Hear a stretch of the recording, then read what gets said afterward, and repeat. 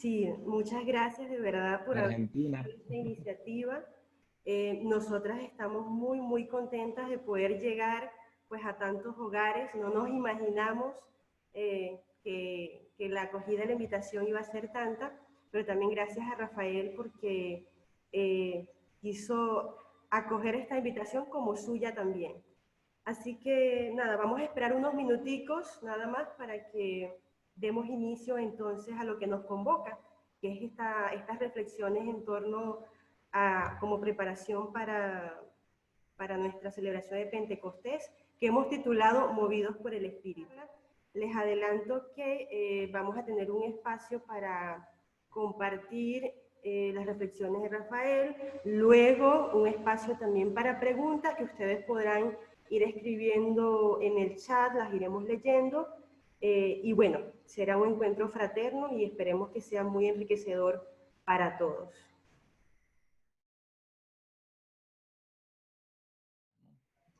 En un primer texto de Lucas, la idea central está en esa primera frase que ven en la parte superior: tú eres mi hijo amado. Tú eres mi hijo amado. Una frase que leyendo el Evangelio de Lucas se encuentra y marca profundamente la experiencia de Jesús. Dice el texto del Evangelio: aconteció que cuando todo el pueblo era bautizado, Jesús también fue bautizado. Y mientras él oraba, el cielo se abrió y el Espíritu Santo descendió sobre él en forma corporal, como una paloma, y vino una voz del cielo que decía: tú eres mi hijo amado, en ti me he complacido. Fíjense que la clave está en esa expresión: tú eres mi hijo amado. El espíritu que desciende, dice el texto, en forma corporal, es decir, que no es algo etéreo, no es algo abstracto, no es algo que no puede ser palpado, experimentado, y a través de la voz del cielo se le dice a Jesús: tú eres mi hijo amado. ¿Qué significa esta expresión tan hermosa y a la vez tan fuerte? El sentirse amado es tan fuerte en Jesús que le hace, lo impulsa, lo moviliza a poder amar a los demás. Muchas veces nosotros actuamos de una manera contraria, o sea, queremos dar amor sin haber sentido este abrazo, esta acogida de Dios que nos ama primero. De manera que Jesús, a través del Espíritu, experimenta el amor primero de Dios. Desde esa experiencia de ser amado, podemos ver algunas características que resaltan del texto. En primer lugar, el Espíritu desciende, es decir, se dona, es gratuito, no es algo que viene a mí porque yo sea bueno, porque yo sea malo, porque yo me porte bien. Es donación, es gratuidad. Se da a toda persona independientemente de la condición moral, social de una persona. El Espíritu entonces es gratuidad. Por otra parte, Jesús es reconocido como hijo. El Espíritu nos hace hijos. Lo descubrimos como hijos, como hijas. Y en esta filiación vivimos la presencia del Espíritu. Un tercer dato, la voz. Esta voz tan curiosa que aparece en el acontecimiento del bautismo. ¿Y qué dice la voz? Hijo amado. Es un espíritu de amor. Es un espíritu que abraza. Es un espíritu que nos acoge de tal manera que nos hace sentir ante todo amados, amadas. Fíjense que esto es una experiencia fundamental que muchas veces en nuestras familias o en nuestras sociedades donde vivimos no la tenemos. El sentirme que primero y ante todo y sin ninguna condición soy gratuitamente amado, soy gratuitamente querido por Dios.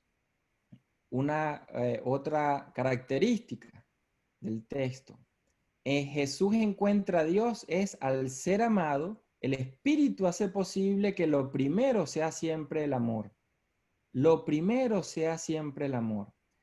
¿Qué sería la consecuencia de que lo primero es el amor? Que cuando actuamos enjuiciando al otro, estamos actuando sustituyendo el amor por una actitud que niega al amor. Si lo primero es el amor, todo lo que hagamos tiene que ser abrazado por ese amor. Otra característica, el Espíritu unge a Dios. Ungir, abrazar, ser asumido por el Espíritu hace que Jesús viva su mesianismo de una manera novedosa, de una manera que no era común en su época. El mesianismo davídico era el mesianismo que se imponía por la fuerza, David, por el ejército, por la fuerza a través de la lucha. En cambio, Jesús opta por el mesianismo asuntivo, asumir al otro, cargar con el otro, vivir con el otro, compartir haciéndose uno más de ese pueblo con quien vive, con los otros, con las otras Jesús. De manera que el Espíritu le hace descubrir una manera de ser, un estilo de vida que no impone, que no juzga, que no es capaz de destruir a la otra persona, sino de asumirla tal y como es. Y finalmente el texto nos ilumina diciendo el Espíritu transforma la vida de Jesús. Y esto es algo hermoso. Jesús se convierte, Jesús se transforma, Jesús tiene un cambio radical en su vida. Recordemos que Jesús era seguidor de Juan el Bautista. Jesús bautizaba como bautizaba Juan y Jesús compartía el mismo sufrimiento que veía en su pueblo como Juan estaba predicando de todo lo que estaba sucediendo en el pueblo. Cuando a Juan lo matan, Jesús toma una decisión de salir, de ir él con una palabra propia, de cargar con esa realidad del que sufre. Jesús tiene un cambio radical. El Espíritu siempre transforma nuestras vidas como transformó a la vida de Jesús. Podemos ver acá un segundo texto. ¿Cómo transforma la vida de Jesús? ¿De qué manera la transformó? El Evangelio de Lucas nos da una clave hermosa y a la vez un programa de vida. En la sinagoga de Nazaret se nos ofrece todo un programa y un estilo de vida. Dice el texto de Lucas que a Jesús le dan el libro del profeta Isaías y Jesús lo lee. Y Jesús, fíjense que lo lee solo hasta donde tienen el texto acá, pero omite un versículo que seguía en el libro de Isaías que decía que hoy se cumple esta escritura, el año de la gracia, y decía el texto de Isaías, y el año de la violencia. Y Jesús omite esa última frase y solo lee esto que tienen en el texto que cita Lucas. El Espíritu del Señor está sobre mí, me ha ungido para anunciar el Evangelio, es decir, la buena nueva a los pobres, enviado para proclamar libertad a los cautivos, recuperación de la vista a los ciegos, libertad a los oprimidos, proclamar el año favorable del Señor. Ahí corta Jesús el texto de Isaías y no lee lo siguiente, que era, y el de la violencia. ¿Por qué decía el de la violencia y Jesús no lo lee? Porque todos en el contexto del siglo I esperaban una liberación política del imperio romano. Y Jesús entiende que la liberación ha de venir, pero no a través de la vía de la violencia. ¿Cómo entonces Jesús entiende esa transformación? A través de estas relaciones, y fíjense que son relaciones, son opciones, son estilos de vida. Decir buena noticia, anunciar una buena noticia a los pobres. Si alguien que tiene un sufrimiento solo escucha todo el tiempo algo siempre en relación al sufrimiento, te va mal, te va a ir mal, no sales de esa situación, mañana va a ser peor, no hay buena noticia. Evangelio, la palabra, significa buena noticia. Si le digo una buena noticia a quien se siente pesado, cargado, frustrado, desanimado, eso es evangelio. Si solo digo una mala noticia, estoy haciendo de esa carga de la persona peor de lo que ya vive. Por eso Jesús propone estas relaciones, proclamar la libertad. ¿A quién? A los cautivos, los que necesitan libertad. Recuperar la vista. ¿A quién? A los ciegos, los que necesitan la visión. Libertad a los oprimidos. Es decir, siempre son acciones en relación a condiciones de vida. Jesús no ofrece expectativas idealistas, sino a condiciones de vidas muy concretas.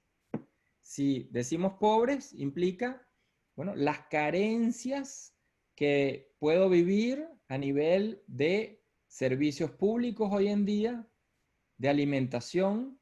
Entonces, la buena noticia no es para quien ya tiene aquello, sino precisamente es buena noticia porque se me anuncia en medio de la carencia que tengo que puedo salir de esa situación, que esa situación no es la última palabra en mi vida. Y Jesús termina diciendo, hoy, no mañana, no dentro de un mes, hoy se ha cumplido esta palabra, esta escritura. Ese hoy tiene la fuerza del Espíritu. Hoy acontece el Espíritu, no es mañana. Hoy se realiza esto, no es dentro de un mes. ¿Cómo podemos entender ese hoy si hoy seguimos viviendo con todas esas condiciones difíciles? Porque el hoy depende de que cada uno de nosotros y de nosotras vivamos estas relaciones que el texto de Isaías dice y que Jesús lee. ¿Quién libera a los cautivos? ¿Quién recupera la vista? ¿Quién libera a los oprimidos? ¿Quién proclama la buena noticia? Así como Jesús lo hizo, nosotros como seguidores de Jesús. O sea que Él hoy nos invita a hacer realidad en nuestras vidas eso que hizo Jesús en su vida. La pregunta se puede poner, como la tienen en la lámina, diciendo, ¿qué haría Dios si estuviese en este mundo? Pero como estamos nosotros, ¿qué haríamos nosotros haciendo lo que Dios haría? Entonces, un primer elemento, el estilo de vida de Jesús, viviendo al estilo de vida de Jesús, estoy haciendo presente hoy, lo que Él en su época hizo, pero lo hago yo hoy en mi época. Convierto entonces mi vida en un acontecimiento, no simplemente en una vida que transcurre hora tras hora, día tras día, sin un sentido claro. Un acontecimiento, algo que es capaz de dar sentido a toda mi vida más allá de las condiciones de sufrimiento que pueda vivir. Acontecimiento. En Jesús a la vez se hace presente Dios. ¿De qué manera? En medio de un pueblo, el pueblo de Israel, pero en medio, no diciéndole yo sé más, yo soy más, yo sé lo que tienes que hacer, ¿no? En medio de un pueblo, es decir, viviendo con personas concretas, compartiendo situaciones de vida concretas. Es decir, que Dios no se hace presente de una manera abstracta. Lo encuentro como Jesús lo encontró en la vida de los pobres, de los cautivos, de los oprimidos, de todos aquellos que están sufriendo. Otro texto que nos puede ayudar es cómo Jesús experimenta entonces al Espíritu. ¿Dónde? ¿De qué manera? Cuando decimos la palabra espíritu tendemos a entender que es algo etéreo, ¿no? Algo abstracto, el espíritu. Sin embargo, los textos bíblicos nos enseñan que Jesús experimenta al Espíritu en lo más real de su humanidad. Fíjense este texto tan hermoso de la carta a los Hebreos, ¿no? Cristo en los días de su carne, o sea, encarnado en la historia, ofreciendo ruegos y súplicas con gran clamor y lágrimas. Qué duro, ¿no? Con gran clamor y lágrimas, al que podía librar de la muerte fue oído. O sea, ¿cuándo y de qué modo encontramos a la presencia del Espíritu?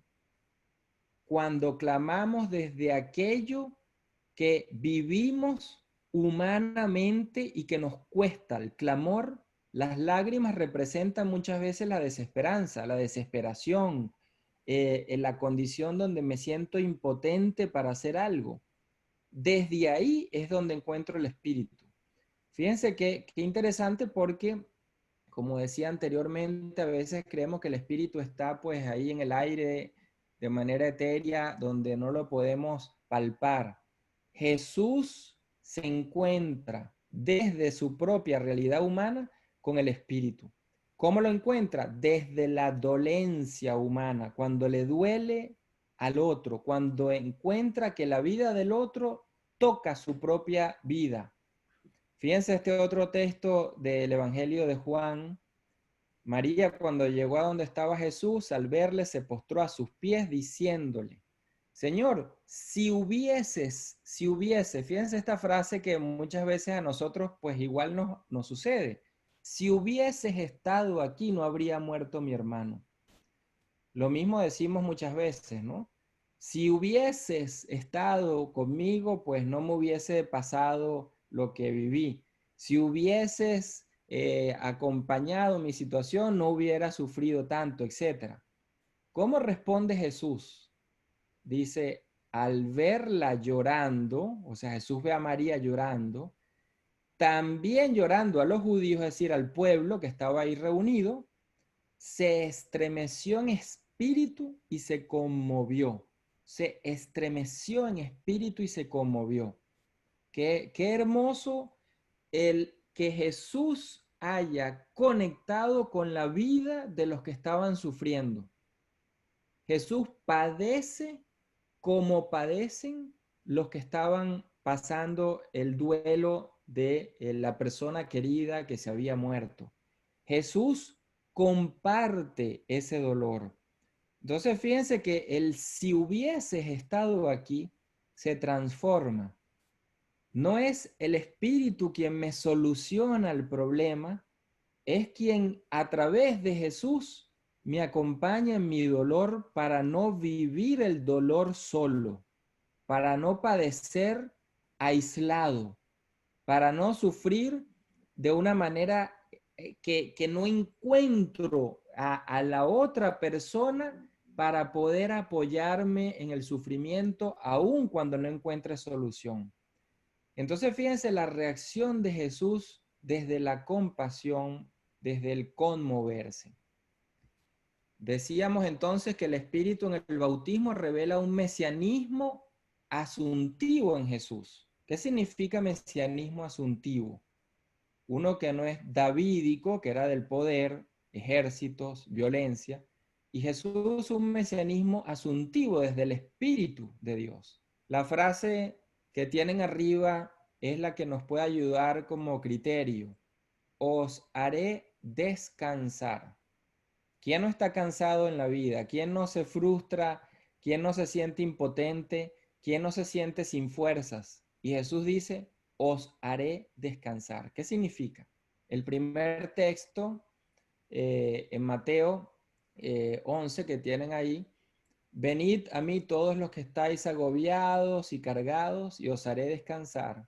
Fíjense, vengan los que están agobiados y cargados. No está diciendo, bueno, si se sienten bien, si están aliviados, si no tienen problemas, vengan a mí. La opción de Jesús por todos los que se sienten que ya no dan más, que la vida no tiene aparentemente futuro. Y les dice, algo que a veces nosotros lo leemos al revés. Este texto a veces lo leemos al revés y ponemos palabras que no tiene. Fíjese lo que dice Jesús. Llevad mi yugo sobre vosotros. No dice, denme su carga, denme su yugo. Él nos da el de él. Y dice, y aprended de mí que soy manso y humilde de corazón y hallaréis descanso, porque mi yugo es fácil y ligera mi carga. A veces, para comprender cómo a veces tergiversamos el texto, muchas personas, muchos de nosotros a veces creemos que le damos, le ofrecemos, le entregamos a Jesús los problemas que tenemos y entonces de esa manera nos liberamos. Y el texto me está diciendo lo contrario. Jesús, para ofrecerme ese descanso, me entrega su propia carga. ¿Cómo se puede entender esto? Porque parece una contradicción. En las palabras que dice, soy manso, humilde de corazón, mi yugo es fácil, mi carga es ligera. El estilo de vida de Jesús es lo que aligera mi carga. No es el llevar la carga o quitarme la carga. El modo como viva hace que una carga sea llevadera, hace que una carga sea más pesada de lo que es.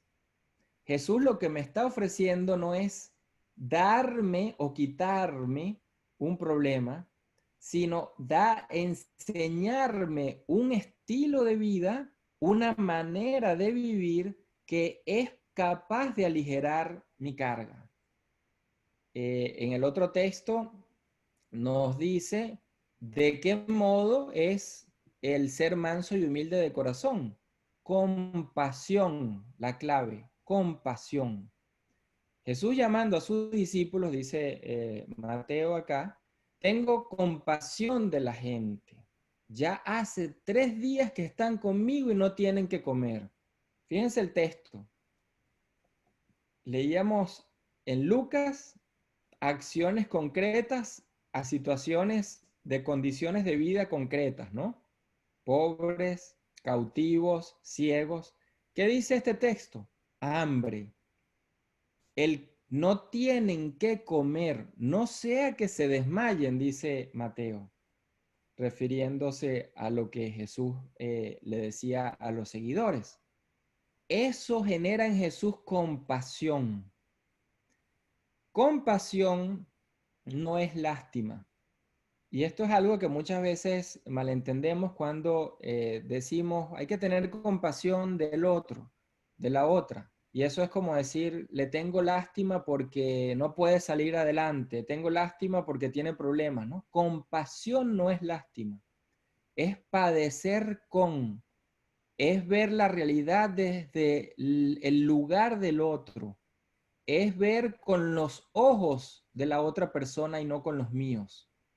Por eso es que Jesús ve la realidad del otro y dice, no tienen que comer, no sea que se desmayen. Y entonces, ¿cuál es la respuesta de los discípulos? Completamente egoísta, completamente contraria. Bueno, ¿y de dónde vamos a sacar nosotros pan para repartirlo? El Evangelio de Marcos, que tienen citado, no está escrito acá, pero tienen la cita ahí, es más duro porque los discípulos le dicen, vámonos rápido de aquí, vámonos de aquí porque tenemos poca comida y no nos va a alcanzar. O sea, que fíjense, mientras Jesús ve al otro, a la otra, desde la situación que vive, esa otra persona, los discípulos ven su propia necesidad, su propia situación.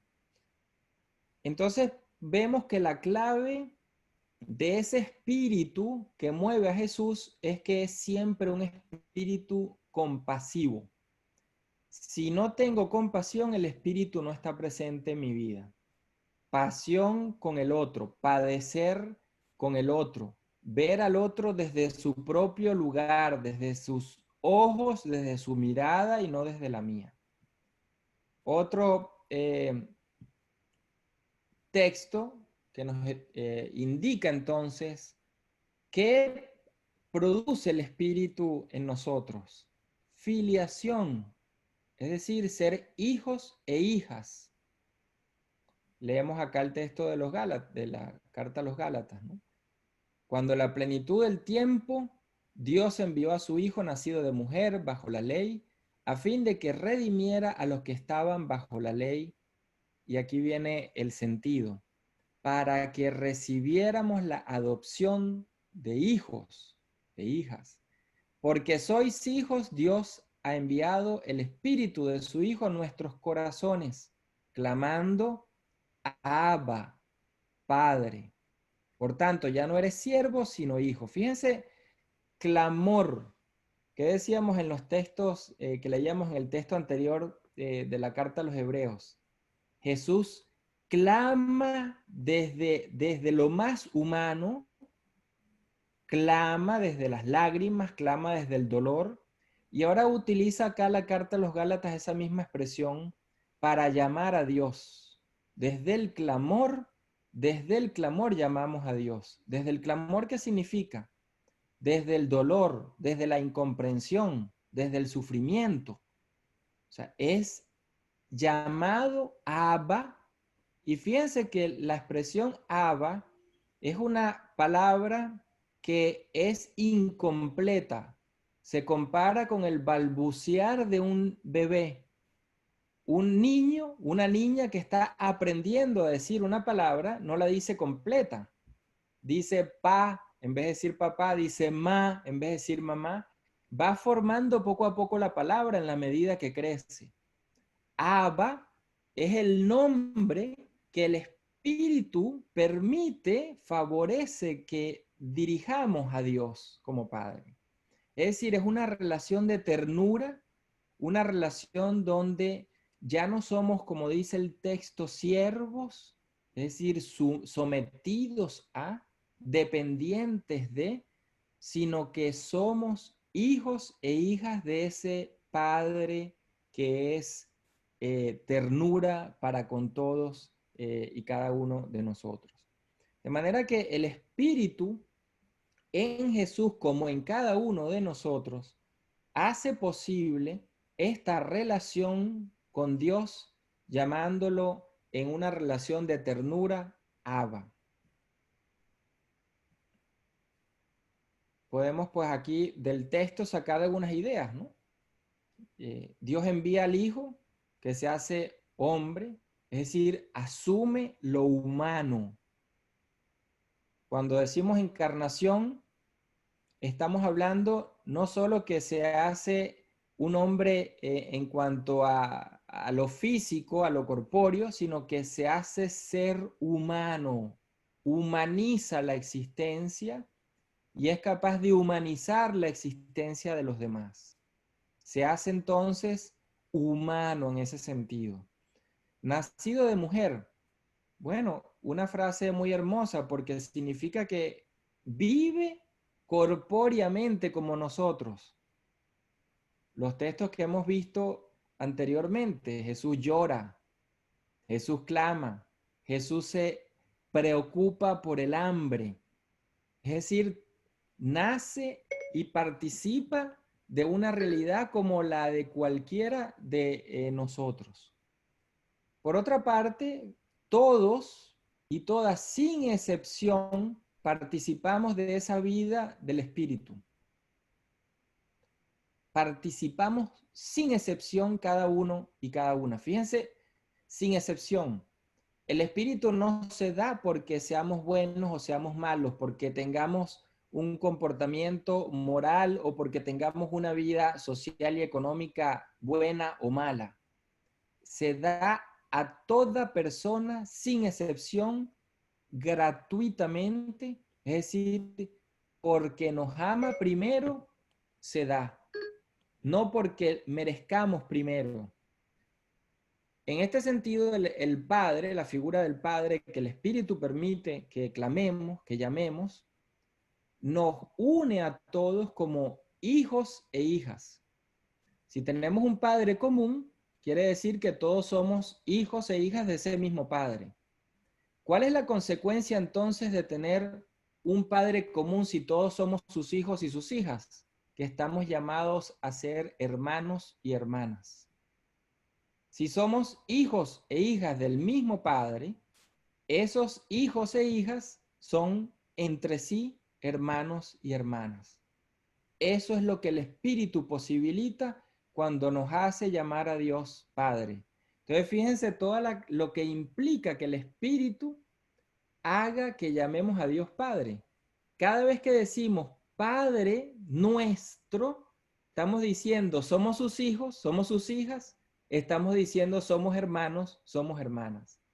O sea que una palabra, Padre, contiene todas esas relaciones que el Espíritu hace posible. ¿Dónde reconocemos esas relaciones? ¿De qué manera? En la vida cotidiana. El Espíritu no se manifiesta, como decía anteriormente, en lo etéreo, en lo abstracto, en lo intangible.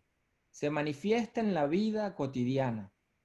Si no lo descubro en la vida cotidiana, en actitudes concretas, en relaciones concretas, en opciones concretas, entonces no es el Espíritu de Jesús.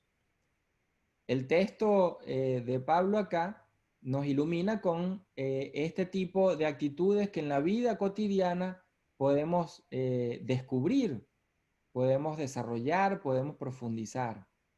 Amor, gozo, paz, paciencia, benignidad, bondad, fidelidad, mansedumbre, dominio propio. Todos son actitudes, maneras, estilos, formas de relacionarnos.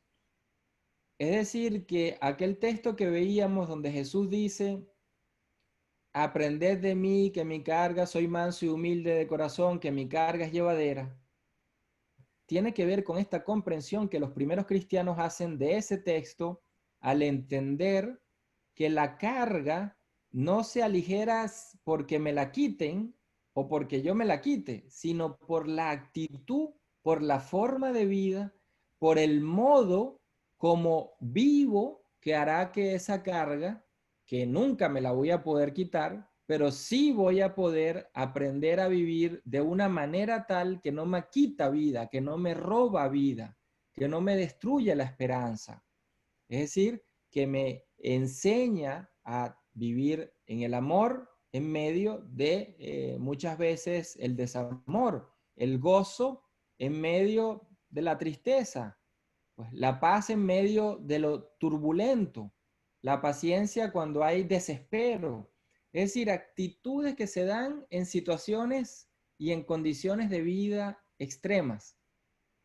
Nadie vive la paz en medio de la paz. Vivimos la paz en medio de situaciones concretas, diarias, con problemas, con situaciones difíciles. Nadie vive la paciencia de cara a la paciencia. Vivo la paciencia porque necesito paciencia, es decir, porque hay impaciencia. Vivo y necesito el gozo precisamente cuando no lo tengo. Entonces son actitudes que se entienden como procesos cotidianos en los que voy humanizando mi vida. El espíritu, fíjense que humaniza mi vida. Me enseña a amar, me enseña a gozar, me enseña a tener paz, a generar paciencia, a ser benigno. Son procesos, el espíritu nunca me da algo hecho, procesos de crecimiento y de acompañamiento. Pero fíjense que todas estas actitudes son lo más humano, lo más auténtico de lo que significa vivir. Es decir, el espíritu no me está ofreciendo un ideal, me está ofreciendo lo que somos, seres humanos con la dignidad suficiente para vivir con amor, con gozo, con paz, con paciencia. Por ello, se trata de vivir y existir para los demás, pero desde lo más auténtico de cada uno y de cada una de nosotros, no desde ideales. Cuando el amor es auténtico, cuando la paz es auténtica, cuando la paciencia es auténtica, mi vida se humaniza. En cambio, cuando estas actitudes son forzadas, es decir, no salen de lo más genuino, de lo más transparente mío, me deshumanizo. El Espíritu entonces me enseña a iniciar un proceso. Se trata de llegar a ser nosotros mismos, pero con los otros, no solos. Con los otros significa compartiendo la cotidianidad. Si yo estoy encerrado en una casa, estamos en la pandemia, pues cómo vivir esa cotidianidad como un proceso. Bueno, eso significa que la paciencia tendrá días de días, tendrá horas de horas. Es un proceso, que la paz será también un proceso. A veces habrá, a veces no habrá, a veces habrá menos procesos. Nunca tenemos ninguna de estas actitudes de manera realizada ya plenamente. El espíritu es un proceso que nos enseña a humanizar nuestras vidas poco a poco. ¿Cómo humanizamos la vida? Un texto que nos puede ayudar es la primera carta a los Corintios, con una lógica de vida que se nos da acá. Diversidad de dones, pero un mismo espíritu. Un ejemplo para comenzar. A veces decimos, ofrécele a Dios todo. Y si alguien tiene alguna capacidad, alguna habilidad, no hagas eso porque tienes que ser humilde. Es decir, niégate. Al final terminamos matando la vida de una persona, terminamos robándole aquello que podía servir más, desde donde vivir más su vida positivamente hacia los demás, y frustramos la vida de esa persona. La lógica de la comunidad cristiana, como lo tienen en este texto, es distinta. Diversidad de dones, un mismo espíritu. Dice acá Pablo, hay diversidad de dones, pero el espíritu es el mismo. Hay diversidad de ministerios, pero el espíritu es el mismo. Hay diversidad de operaciones, pero el mismo Dios es el que hace las cosas en todos. Fíjense que la lógica, ¿no? Diversidad y unidad. Si no favorezco la diversidad, los dones que cada uno tiene, no los que yo quiero que tenga, los ministerios, los servicios que cada uno pueda hacer, no los que yo quiera que haga, los que pueda hacer según la capacidad de cada quien, no los que yo quiera que haga según lo que yo creo, las operaciones, las acciones, pues concretas, lo que quiere decir que cada uno según sus propias habilidades puede hacer mejor. Y entonces el criterio lo coloca acá al final Pablo. ¿Por qué tengo que garantizar esa diversidad? Por el bien común. Porque no se trata del bien individual, no es lo que yo quiera, es el bien común. Si alguien hace algo para lo cual no es capaz, no está capacitado, no es hábil, no tiene la habilidad, puede hacer un daño mayor. Decía Santa Teresa esa frase que todos conocemos, ¿no? El infierno está lleno de personas con muy buenas voluntades. O sea, con buenas voluntades no hacemos nada. ¿Cómo garantizo el bien común? Solo reconociendo las capacidades, desarrollándolas según lo que cada uno pueda dar y dar mejor para servir mejor. De manera que la lógica que se nos da acá de la presencia del espíritu es un espíritu que favorece la diversidad, que favorece lo que cada uno pueda dar, lo que cada uno pueda hacer. Y es un espíritu que favorece la unidad. Fíjense la parte final del texto bíblico. Todos, en esta lógica del cuerpo y los miembros, todos los miembros, un mismo cuerpo. Todos fuimos bautizados en un solo cuerpo, ya judíos o griegos, esclavos o libres. En una familia, en una comunidad, en una sociedad en general, si no hay diversidad, no hay unidad. Y una unidad verdadera implica fomentar la diversidad. Por eso Pablo puede decir, ya no hay judíos ni hay griegos, no hay esclavos ni hay libres, somos todos y todas hijos e hijas de un mismo Padre que nos ama como una madre. De manera que la lógica del espíritu está siempre en esa visión, diversidad de dones, un mismo espíritu. Podemos usar un ejemplo hermoso que a mí me ha gustado siempre usar porque es algo muy concreto, la luz, ¿no? Cuando uno ve directamente al bombillo, ¿no?, de la luz, pues uno se encandila y no puede ver más nada. Pero cuando esa luz me permite ver, cuando no la veo directamente, pero me permite ver, entonces mi visión de la realidad mejora. O sea que sin luz, ciertamente que hay oscuridad. Pero si yo veo la luz directamente, también tengo encandilamiento, no podré ver. El espíritu por eso es como la luz, es el que posibilita, es el que permite y facilita. Pero no lo puedo ver como veo a Jesús, al Jesús histórico, los discípulos, las comunidades, los que lo veían en las aldeas en el siglo I, sino que lo veo a través de, como hemos visto en todos estos textos, a través de las actitudes, de las relaciones, de todo aquello que el Espíritu favorece en cada uno de nosotros. Un texto que entonces nos puede ayudar es esta primera carta a los tesalonicenses, porque si el Espíritu nos ayuda a ver, ¿qué significa ver mejor? Que puedo y debo entonces discernir y decidir. Pero si no veo bien, no puedo discernir y no puedo decidir. El Espíritu no discierne por mí ni decide por mí. Me permite ver mejor para poder discernir y para poder decidir. Eso es lo que el Espíritu hace en cada uno en lo que llamamos la vida espiritual. Me facilita ver mejor, pero para que yo pueda luego discernir y tomar decisiones en el sentido, como dice acá la primera carta a los tesalonicenses, examinándolo todo y quedándome con lo bueno. ¿Cuántas veces decimos, no hagas eso porque eso es malo, no hagas eso porque te desvía del camino? Y Pablo dice, examinen todo y quédense con lo bueno.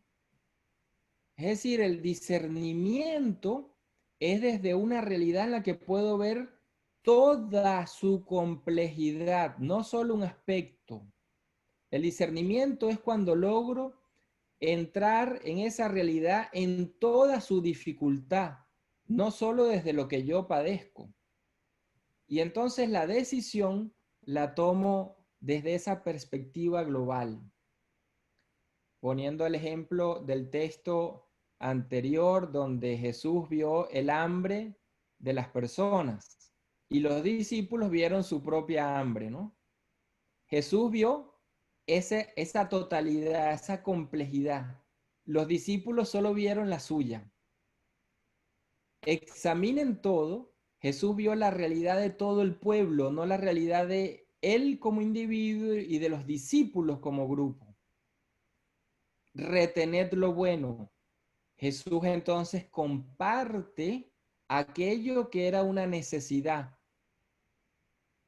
O sea, la necesidad otra vez. Jesús no me da de lo que le sobra para que yo tenga de más. Jesús responde a necesidades concretas. Esta frase entonces nos puede ayudar a entender que el Espíritu no hace por mí lo que yo he de hacer.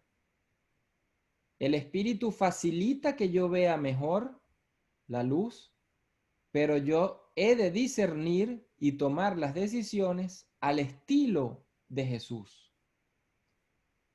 Esta frase del Papa Francisco, este texto, perdón, del Papa Francisco, que da en el año 2014, nos puede ayudar para terminar, que es una reflexión hermosa porque, como veremos acá, fíjense que el espíritu implica que resistimos nosotros a esa vida, a ese impulso. Dice Francisco, siempre tenemos la tentación de poner resistencia al Espíritu Santo porque trastorna, porque remueve, hace caminar, impulsa a la iglesia a seguir adelante. Siempre es más fácil y más cómodo instalarse en las propias posiciones estáticas e inamovibles. En realidad la iglesia se mueve fiel al Espíritu Santo en la medida en que no pretende regularlo ni domesticarlo. Y también la iglesia se muestra fiel al Espíritu Santo cuando deja de lado la tentación de mirarse a sí mismo. El espíritu es frescura, fantasía que no llena tanto la mente de ideas, sino que hace arder el corazón y nos lleva a un servicio de amor, un lenguaje que todos pueden entender. Fíjense que esto, quitando la palabra iglesia y ponemos nuestro nombre, es exactamente igual. Resistimos a qué del espíritu, que el espíritu es aquel que nos moviliza, nos ayuda a ver mejor, es decir, nos ayuda a ver más allá de nuestra propia burbuja, de nuestra propia situación concreta, y eso produce resistencia. Cuando yo todo el día me quejo de mí mismo y veo que hay muchos más también que están en la misma situación, la tendencia es a hacer más fuerte mi problema porque me recluyo más en mí mismo. Eso es lo que está diciendo este texto. El espíritu me muestra una realidad mayor y yo trato siempre de regresar entonces a mi realidad porque no quiero perder esa condición de víctima o esa condición de mi propio sufrimiento que es natural porque lo tengo. El espíritu no me está diciendo, acá el texto me va a quitar el problema. Me ayuda a vivir de una manera tal que la carga, como veíamos en el texto anterior que nos muestra Jesús, que la carga se puede hacer ligera, pero la carga sigue estando ahí como carga. Terminamos con este texto en vistas a Pentecostés, ¿no? Se llenaron todos del Espíritu Santo. Y fíjense, las imágenes que da son imágenes fuertes, ¿no? Estruendo, viento, soplo, o sea, algo que sacude, que moviliza, que retumba. ¿Qué significa todo esto? Algunas ideas que nos pueden ayudar, ¿no? Al final, acá en la lámina, el Espíritu de Dios, viento, estruendo, terremoto, lenguas de fuego, calor, todos son símbolos de experiencia. Es decir, que el espíritu es una experiencia, le encuentro en la experiencia, como decíamos anteriormente, la experiencia cotidiana, paciencia, mansedumbre, gozo, paz, la experiencia cotidiana, personal y comunitaria, pero de transformación y de misión. Si esa experiencia que llamamos espiritual no me transforma para la misión, no es el Espíritu de Jesús. Recordamos otra vez el texto de Lucas, Jesús en la sinagoga de Nazaret, para anunciar la buena nueva a los pobres, la libertad a los cautivos, para proclamar hoy ese año de gracia. Es decir, el Espíritu transforma para la misión, no para mí, no para sentirme yo simplemente mejor. Cuando me encuentro con el otro, mi carga será llevadera. Cuando la otra persona conecta con mi vida, podremos caminar juntos para poder hacer de la vida más llevadera. Pues recobramos acá la oración con la que comenzamos para ver cómo entendemos ahora estas frases, estas palabras, estas expresiones que aquí se nos dan, que son las acciones que el Espíritu provoca, produce, posibilita en nosotros. Iluminarnos, dar dones, consolarnos, paz en el duelo, consuelo en el llanto, pausa en el trabajo. Fíjense que todas son expresiones que marcan modos de vida. Si yo estoy sobrecargado de trabajo sin pausa, me vuelvo loco, ¿no? Si yo tengo un duelo y no encuentro consuelo, no encuentro paz, me vuelvo loco. O sea, el espíritu siempre es la experiencia que en la adversidad y en la incomprensión puedo encontrar salida, puedo encontrar luz, puedo encontrar que la última palabra no la tiene este modo en el que aparentemente el sufrimiento tiene la última palabra. Terminamos, los invito pues a orar de nuevo con esta misma oración, teniendo ahora presente lo que en cada una de estas palabras que vamos a decir hemos visto durante esta reflexión. Ven, Dios Espíritu Santo, y envíanos desde el cielo tu luz para iluminarnos. Ven ya, Padre de los pobres, luz que penetra en las almas, dador de todos los dones, fuente de todo consuelo, amable huésped del alma, paz en las horas de duelo. Eres pausa en el trabajo, brisa en un clima de fuego, consuelo en medio del llanto. Ven, luz santificadora, y entra hasta el fondo del alma de todos los que te adoran. Sin tu inspiración divina, los hombres nada podemos y el pecado nos domina. Lava nuestras inmundicias, fecunda nuestros desiertos y cura nuestras heridas. Doblega nuestra soberbia, calienta nuestra frialdad, endereza nuestras sendas. Concede a aquellos que ponen en ti su fe y su confianza tus 7 sagrados dones.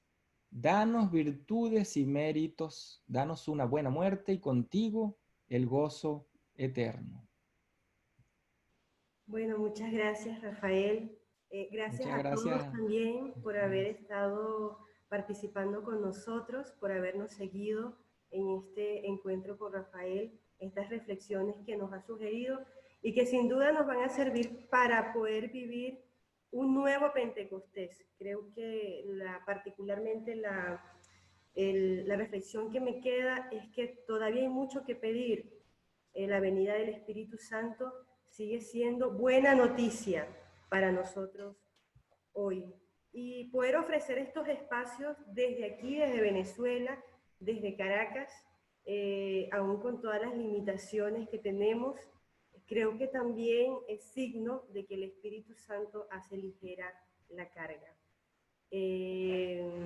Bueno, nosotras las hermanas esclavas de Cristo Rey les enviamos un saludo lleno de afecto, de cariño, diciendo que, bueno, vamos a seguir ofreciendo semana a semana espacios de reflexión, retiros espirituales. Contáctenos a través de nuestra página en Instagram, @Casa Cristo Rey Atillo. Luego lo copiaremos en el chat, Casa Cristo Rey Atillo. Y por si acaso necesitan, podemos hacerles llegar un material, un artículo de Rafael Luciani, también que él nos va a facilitar. Por el correo pueden solicitar el material. El correo es casacristorreyatillo@gmail.com. También lo escribiremos por aquí por el chat. Y bueno, agradecidas entonces de poder compartir este espacio. Feliz fin de semana para todos, feliz Pentecostés. Muchísimas gracias, Rafael, por aceptar esta invitación y bueno, que Dios te siga bendiciendo y te siga dando esa sabiduría para que nos puedas compartir tus conocimientos a todos los que queremos seguir a Jesús en medio de nuestra vida cotidiana. Y bueno, gracias por esta oportunidad. Gracias.